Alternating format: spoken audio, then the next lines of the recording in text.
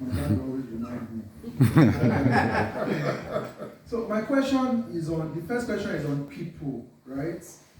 It's good you touched on the fact that, yes, there are brain drains. Now, you also mentioned, yes, you are looking at building infrastructures, you are looking at getting things done, the toilets and all of that. But that's one angle to development, right? People are very important. And for each point I make, I'll try to put a personal example. My brother, for example, was a consultant in Lutz. Him and his wife, both consultants, pick up their careers.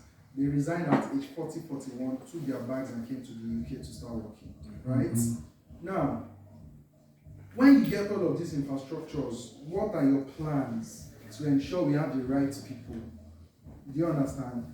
To retain people, again, there are budgets that probably have restrictions, but what are your plans to ensure you have the right people to use these infrastructures and drive the vision?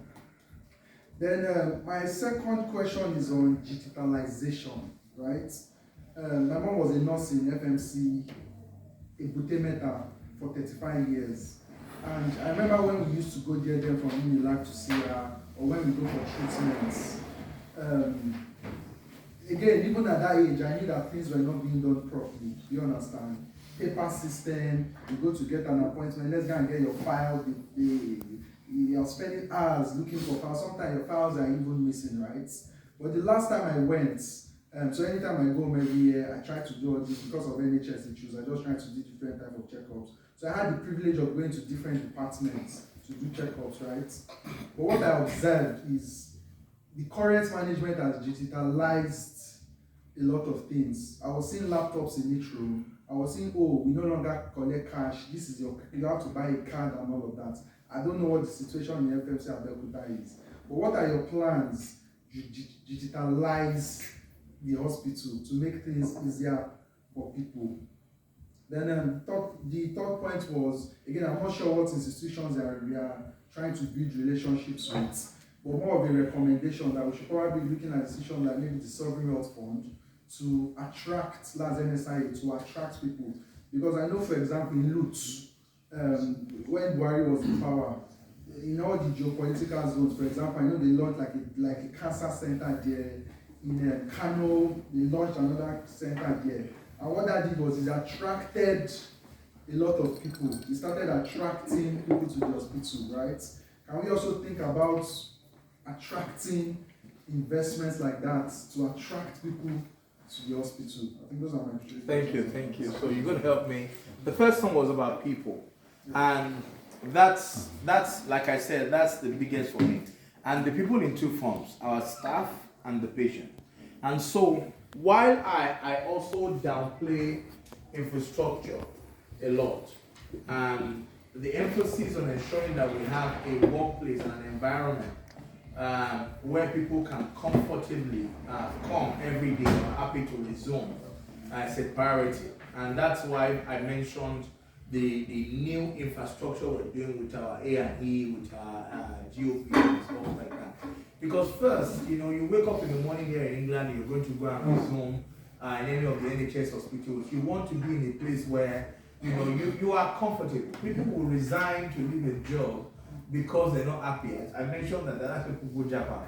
So, but of course, infrastructure is one, but it's also very important because a doctor would then have to come into this building at A&E, wants to get laboratory testing done. There's no reagents, for example, in the lab to conduct any test or whatever. Have to walk all the way, to like 5 buildings across or 5 blocks to be able to get a particular thing. A patient relative is going to go and chase lab results. Patient's relative is going to go to health insurance to get their medical record and their files and all of that. We're trying to collapse all of that to collocate all of those services into one building. So from here, you want to get your medical record because, for example, if you're on the health insurance, you need a code for them to attend to you. You first go to one building, So when you minimize all of that, it makes it easy. Part of the challenge that a consultant and the resident doctor even face is the fact that, for example, a patient has come to you. You need a test result to be done. You sent that result. we don't have the facility to conduct that research or test in a laboratory, or because we don't have a reagent, they take it to an external laboratory. And when they take it to an external laboratory, the patient expects that we are giving it the lab, the samples, and is expecting a result back from the sample. But you are waiting for that result because they start waiting for the result to go there. That means to come back for a test that normally would just take 10 minutes, but we don't have that service. So they start fighting with our doctors and our staff. But when we're able to, with the new mega lab, for example, that we're introducing to our facility, we can conduct those and you can get the result digitized across. So for example, right now we have our EMR system. And the EMR system that we have, I think there's a gentleman here who is involved in that EMR. It runs through our radio frequency. What we're trying to do now, under our leadership, is to move away from radio frequency to a full fiber optic broadband in the Federal Medical Center of Abeokuta. We have written to relevant agency.